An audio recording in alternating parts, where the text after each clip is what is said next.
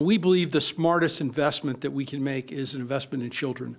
And we are confident that others will join us because we all understand the incredible impact that a gift like this can have on the lives of young Americans. We believe that when children have a future that they can see is worth saving for, then that will help build hope and opportunity and prosperity for generations to come. The Dell's pledge is boosting 25 million accounts with $250 each. And President Trump hopes others in the business world will follow suit. Joining us now, former Council of Economic Advisors Acting Chair Tom Philipson. Tom, I have to tell you that when I look at the pride on Michael Dell and his wife's face of them being entrepreneurs, making a lot of money and be able to do something like this, it really sets the table and, quite frankly, sets the example. Yeah, I think it's a tremendous effort. And I think the Trump accounts in general, you know, it's going to cost about, we have 3.6 roughly million kids born every year. Recently, that's 3.6 billion if you give them $1,000 each. And that's going to be a rate of return that pays itself back, I should say, more easily, because we have a $1 trillion welfare payments going out through the federal government. So that's rounding errors. If that's going to clearly reduce that welfare payment somewhat, and if it just reduces it by anything, this is a good rate of return on that investment. Tom, at a time when we're paying interest on the national debt that's $104 billion a month as of last month.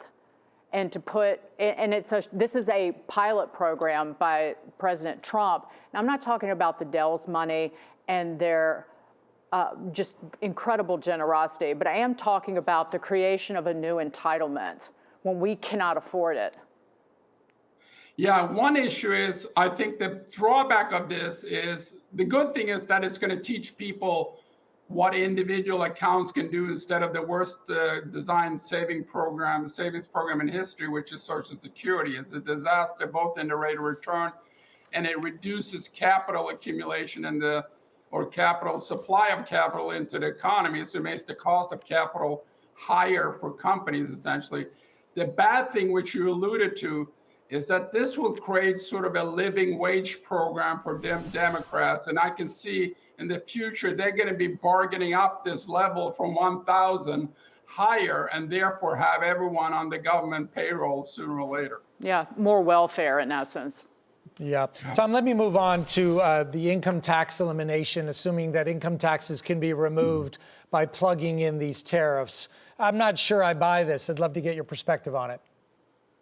Yeah, I mean, it's used to fund our whole government. The only issue was that our government was 2% of GDP at the time. Now it's 10x that, about 20% of GDP. Income taxes is by far the largest source of federal revenue. About half of our budget comes from it, or $2.5 trillion. That's 10x current tariff revenue of $250 billion. There's no way you're going to be able to collect in tariffs 10x of what you're currently collecting, mainly because of the Laffer curve. That is to say, the tax base, in this case imports, will shrink when you raise the tax rate, in this case tariffs, essentially. So there's no way you're going to be able to collect or replace the income tax with tariff revenue. Tom, I do want to hear what President Trump had to say about this. Can we listen to that?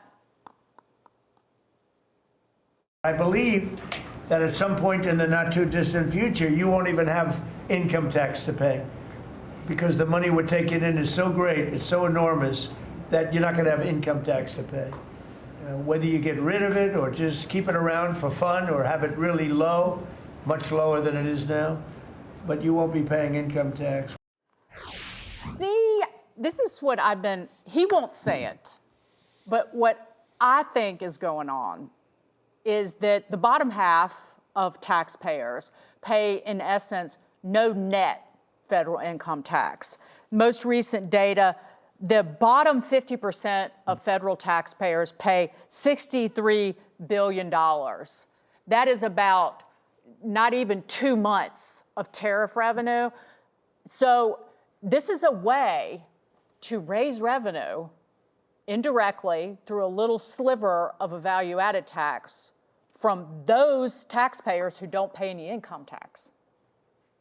Well, you're saying it's more regressive than income taxes potentially. That's true too.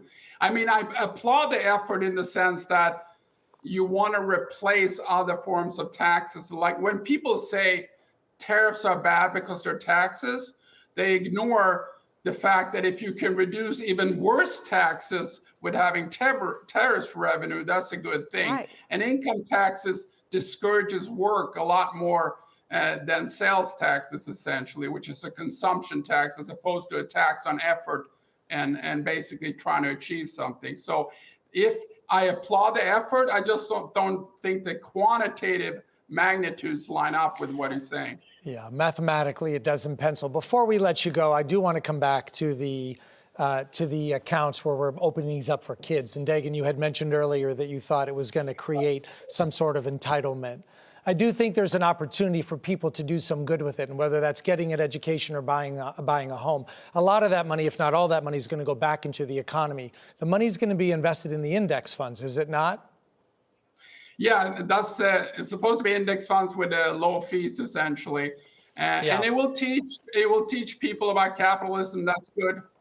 That's right. And that's, I think, a positive aspect, the education aspect of it. Yeah, it's a new entitlement. It's new welfare, not on the backs of the American taxpayers when we're $37 trillion in debt. Thanks, Tom Philipson. Great to see you.